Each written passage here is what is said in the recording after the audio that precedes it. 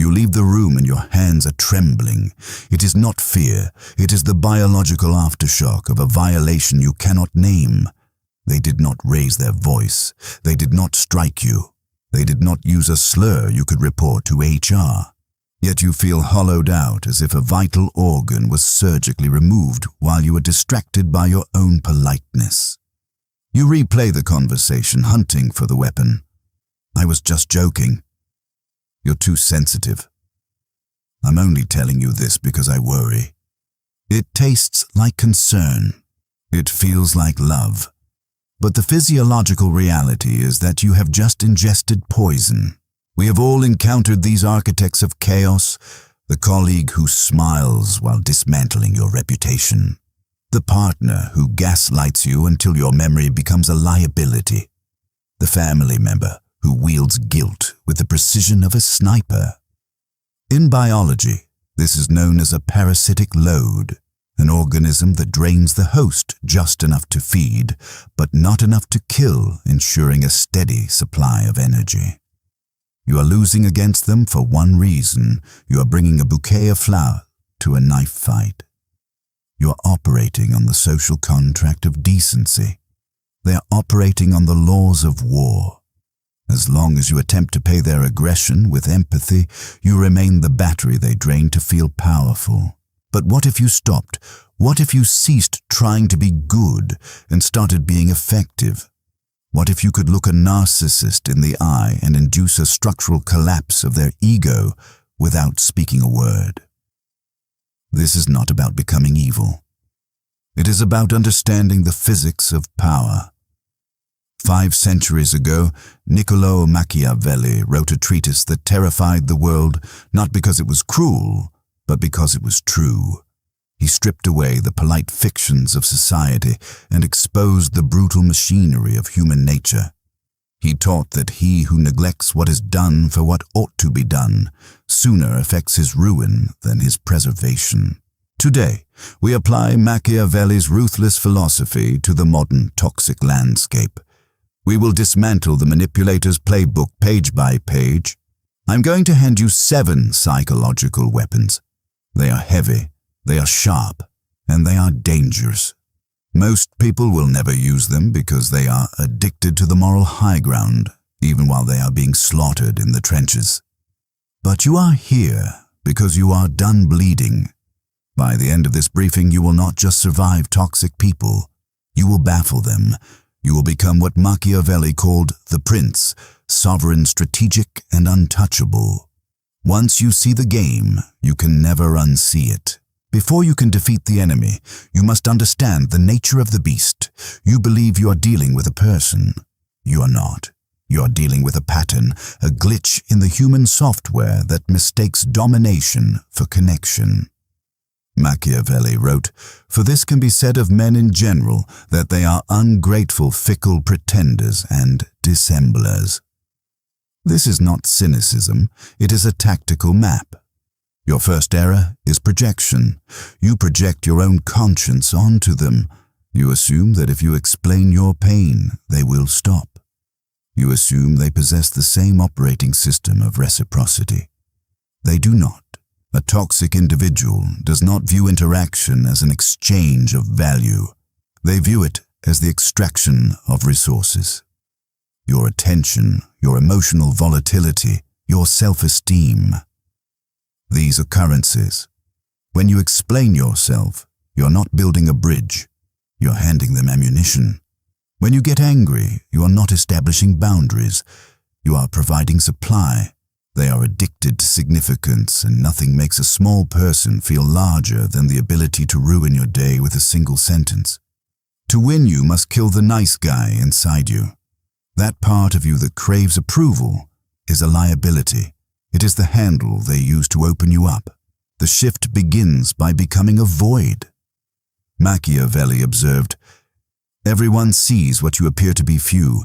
Experience what you really are." The toxic person relies on reading you. They map your psyche to find the buttons that trigger a reaction. If they know you're insecure about your intellect, they will feign confusion at your ideas. If they know you fear abandonment, they will utilize the silent treatment. Your defense is to become unmappable. In modern psychology, this is often called the gray rock method, but we will escalate it to weaponized indifference. When they provoke you, your instinct is to defend, to correct the record. Do not, instead, offer them nothing. When they insult you, look at them with the flat neutrality of a surveillance camera. Blink once, then return to your work. When they try to guilt trip, you say, "I understand you feel that way." And then let the silence stretch. This is not passive. This is aggressive emptiness. Toxic people rely on friction. They need you to push back so they have something to fight against. If you lean against a wall and the wall vanishes, you fall on your face. Be the wall that vanishes. Consider the workplace scenario. A co-worker, let's call him Mark, says in a meeting, "I guess some of us have time to leave early while the rest of us do the actual work." He wants you to snap. He wants you to list your overtime hours. He wants you to look defensive.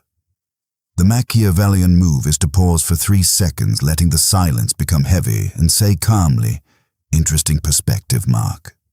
Then turn your back to him and address the boss. You have just denied him fuel. You have signaled to the tribe that he is beneath your notice. This is therapeutic indifference. It hurts them more than any insult, because an insult implies they matter. Indifference implies they do not exist. When a narcissist stares into this void, they will panic. They will ramp up their tactics. This is the extinction burst, the temper tantrum of a rat when the lever stops dispensing pellets. They will get louder, meaner, and more desperate. Do not break. This escalation is proof that you are winning. Their control panel is disconnected. You are conditioning them like Pavlov's dog that their toxicity yields 0 reward. Eventually they will move on to easier prey because predators are inherently lazy. If you are a stone, they cannot eat you. Information is power, and in the hands of a toxic person, intimacy is leverage.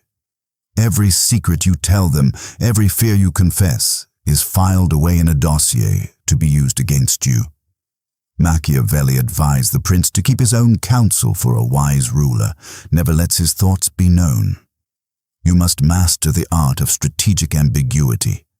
We live in an era that demands transparency, that encourages us to broadcast our mental health struggles and daily wins.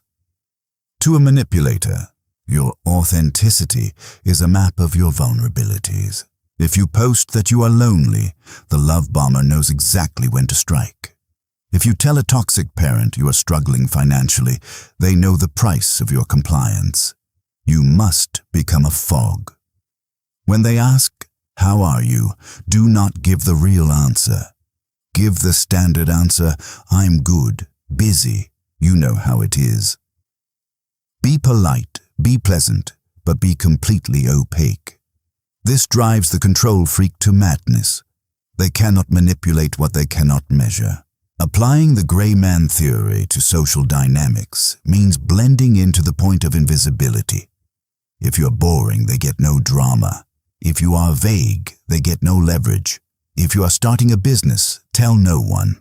If you are leaving a relationship, tell no one.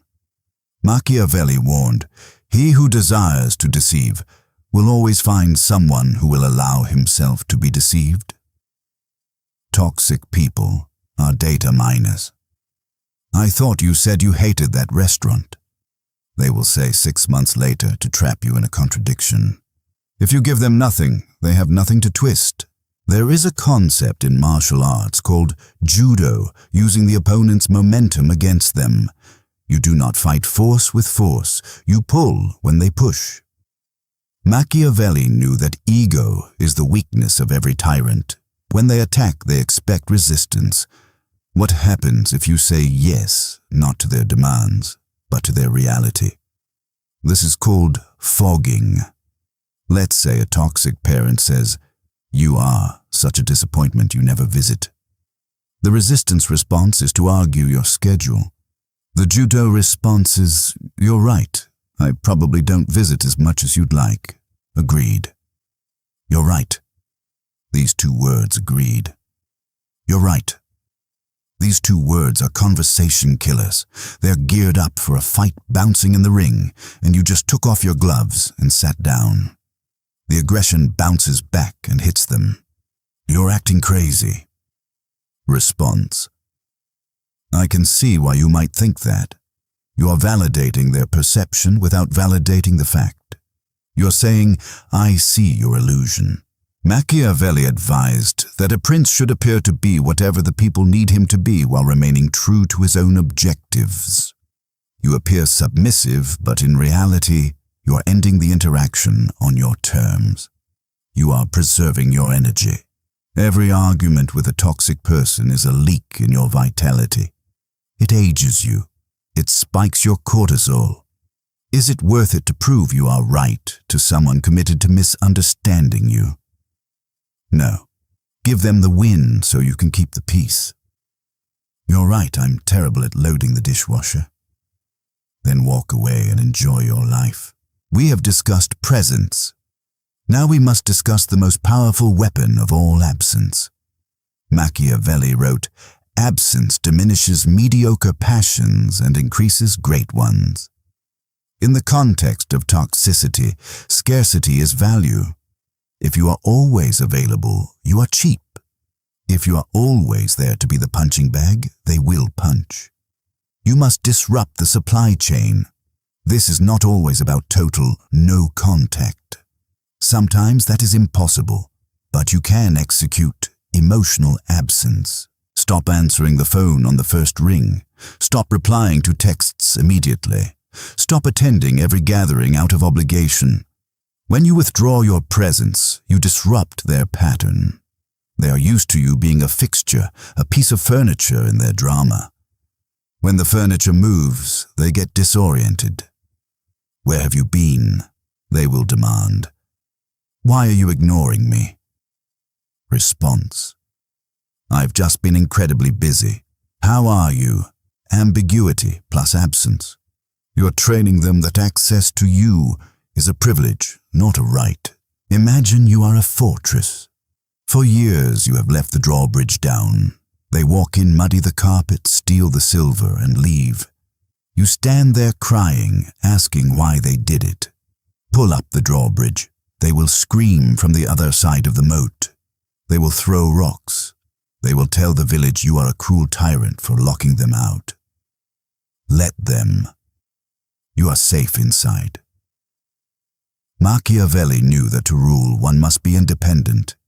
If you depend on their approval, you are a vassal. If you depend on their money, you are a serf.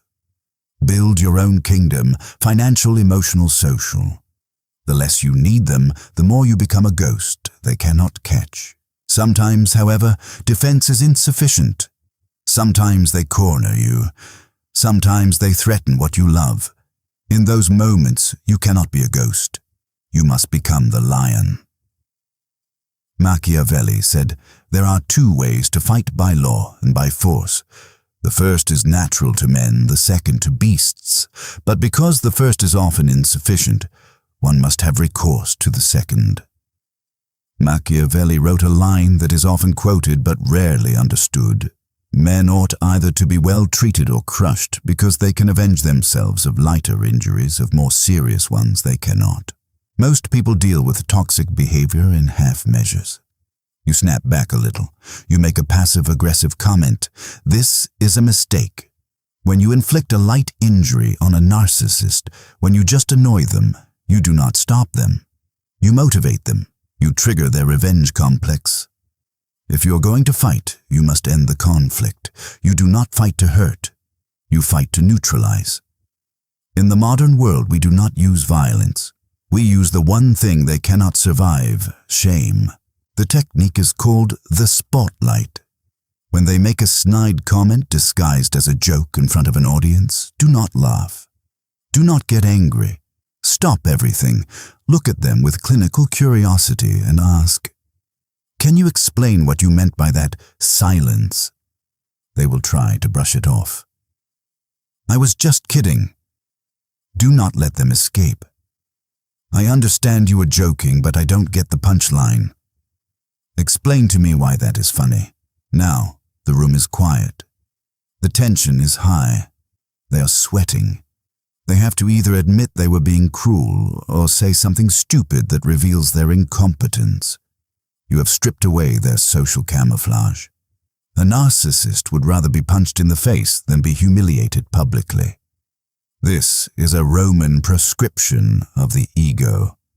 Once you show them you are willing to make things awkward to protect your boundaries, they will recoil. They will label you difficult. Good. Difficult means hard to eat. Another surgical strike is the documentation bomb. If you are dealing with a manipulator in a professional or legal setting, do not argue verbally. They are better liars than you. Switch to paper. Every conversation gets an email summary. Per our conversation, you stated X, Y, and Z. Please confirm. They will hate this. They will try to call you to avoid the paper trail. Do not pick up. I'm in the middle of something. Send it in an email. When you present a stack of undeniable facts, you are executing a checkmate. Machiavelli advised the prince to rely on his own arms. Your arms are your records. The toxic person's final weapon when they lose control of you is the smear campaign. If they cannot control you, they will try to control how others see you. They will paint you as the villain. This terrifies most people because the fear of being outcast is primal. Machiavelli addressed this. A prince must avoid being hated, but he must not care about being feared. How do you counter a smear campaign? Not by defending yourself. If you run around trying to disprove the lies, you look guilty and frantic. You counter it with a reputation fortress. Be so undeniably competent, kind, and stable with everyone else that the toxic person's lies sound insane. If Mark tells everyone you are unhinged, but every other person experiences you as professional and calm, Mark starts to look like the liar. You are playing the long game. Darkness is most visible when placed next to light. Be the light, not because you are a saint, but because it is the most strategic way to expose their darkness. Let them dig their own grave with their mouth. You just hand them the shovel by staying silent. There comes a point where the only winning move is not to play. Machiavelli wrote about war, but he also wrote about the economy of force. There is no glory in fighting a battle that yields no profit. If a person drains your energy and stifles your growth, there is no strategy that will fix them. You cannot strategize a cancer into a healthy organ. You must cut it out, but you must do it correctly. Most people leave messily, big fights, long letters leaving the door cracked open. The Machiavellian exit is total. It is cold. It is final. You do not announce your departure. You do not write a manifesto explaining your feelings. They do not care about your feelings. They only care that they are losing a possession. You simply cease to exist in their world. Block the number. Block the socials. Change the locks. When you disappear without a word, you rob them of closure. This utilizes the Zeigarnik effect, the psychological phenomenon where uncompleted tasks haunt the mind.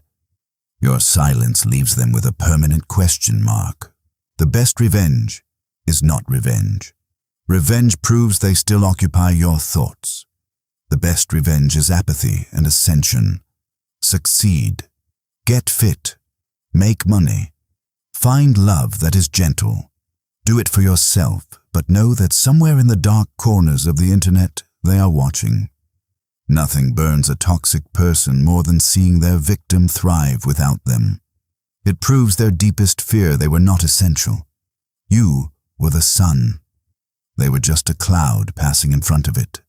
Now, the cloud is gone. We have walked through the darkness. We have picked up the weapons of silence, ambiguity, and strategic aggression. Some of you may recoil. Is this manipulation? Is this cold? Let me ask you, is a surgeon cruel for cutting open a patient to remove a tumor? You have been a hostage to your own empathy for too long. Machiavelli was not a villain. He was a realist. He wanted to protect the state from chaos. You are the state. Your mind is the kingdom. When you adopt these strategies, you are not becoming a bad person. You are becoming a formidable person. A harmless person is not good. They are just helpless. A formidable person who chooses to be kind, that is true virtue. You are building a wall so that you can plant a garden behind it. Without the wall, the garden is trampled. By learning the dark, you protect the light. This path has a cost. When you see the truth about human nature, the envy, the greed, the manipulation, it can be lonely. You will lose friends who only liked you when you were weak. You will alienate family members who rely on your submission. You will stand apart. The air is thinner up here, but the view is clear. You have left the cave, and you can never go back to the shadows. The question is, what will you build now that you are free? If this briefing opened your eyes, understand that this is only the surface. There are strategies I cannot discuss on this public frequency without censorship. The algorithm suppresses the most lethal information. If you are ready for the deep water, click the join button. Step into the architect level. Unlock the uncensored psychological warfare that the world is too afraid to teach you. Most won't. That is the point.